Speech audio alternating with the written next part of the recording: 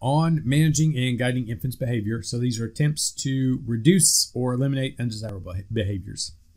Basically being proactive, child-proofing the environment. Like I've had to install these things on the drawer so Leif can't pull them out, like the silverware drawer. I don't want him pulling the silverware drawer out and playing with knives. Okay, so I don't want that.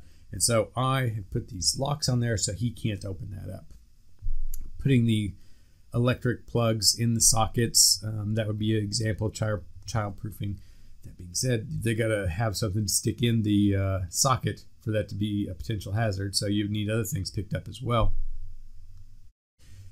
Just kind of as a side note, so if he's getting things out that he shouldn't be getting out, that's not on him, that's on me. So I can't get mad at him if he gets a bunch of knives out, because that's all on me. I'm the person that's supposed to be taking care of the environment. And so when I fix those drawers, I am fixing that problem. And so that's something you want to be aware of. If you see kids that are getting into the same problems all the time, it's like, okay, well, you need to step in and do something to fix this.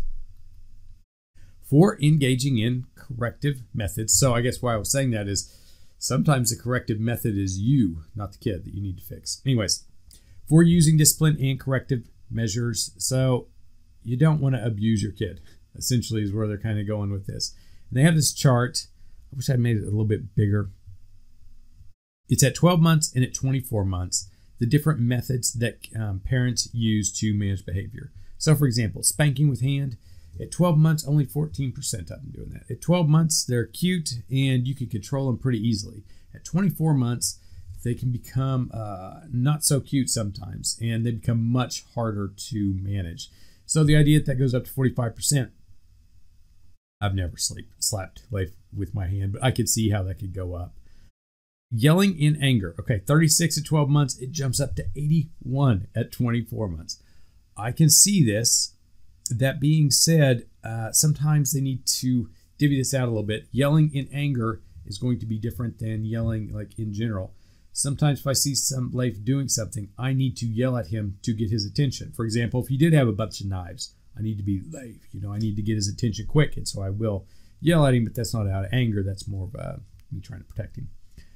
Threaten goes from 19 to 63. It's getting scarier. Withdrawing privileges, of course, it goes up. Timeout goes up. We do utilize that, and it seems to work. I guess it's a minute per how old they are. So Leif's 2 years old. When he goes into timeout, we set a little timer. I show it to him. I'm like, okay, you got to go into timeout. 2 minutes. Here's the timer. I'll be back. Trying to reason with them is about 100% at 12 and 24 months. And yeah, that's definitely something I try to implement. I do that a lot. I try to divert attention, which everybody does too. If he's trying to engage in something that I don't want him engaged with, I'll maybe try to switch up. Like he's got a favorite toy. It's a little monster truck. His name's Psychedelic. He calls him Psychedelic. He doesn't do the middle syllable. At first it was just Delic. And so Delic, I'll try to give him Psychedelic to get him rid of whatever he's trying to do. Negotiate. A lot of people do that. Ignore. That's kind of sad. At 24 months, you got 90% of parents, at least at some point, are just ignoring their kid. Spanking comes up in here. Spank with hand. I may have said slap with hand earlier. Spank with hand. It's hard to read the chart from here, sorry. Spank with hand goes up to about 50% at 2 years of age. I've seen a lot of kids get spanked. I've never spanked Leif. I see a lot of kids get spanked, especially like at Walmart. And when I see kids get spanked at Walmart, it never seems like a corrective action. It never just seems like, okay, you're doing something wrong. I'm going to explain what you're doing wrong, and now I have to punish you in some way. I'm spanking you. That's never what I see. I see parents that are insane with anger, and they just they can't take it anymore, and so they just take the kid and spank them. And it's they're not in control of themselves. They're parents when they do this, and I personally don't believe it is a good way to try to correct your child to be insane. You have to be calm and collected to try to convey what you're trying to convey to them. So some people are okay with spanking. Some people think it's the worst. I did post some stuff in the supplemental materials if you'd like to look at it. But on the other hand, there are people that don't think spanking is that bad, and if used in a controlled manner, would work. There's actually a professor at OSU.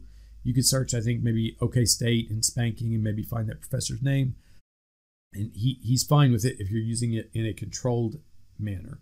Me personally, I think that there are better ways to go about it. And so I personally wouldn't spank life. I can't imagine a situation where I would think that this is going to be a good idea.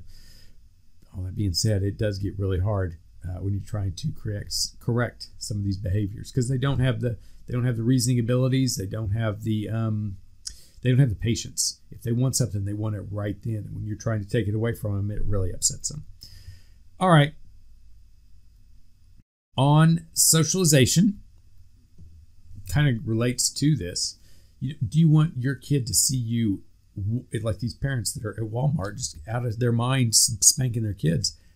That's the kind of stuff they're going to model. They're going to see you acting like a crazy person, and they're going to go to their daycare and their school, and that's how they're going to act. And that's not what at least I would want for my kid.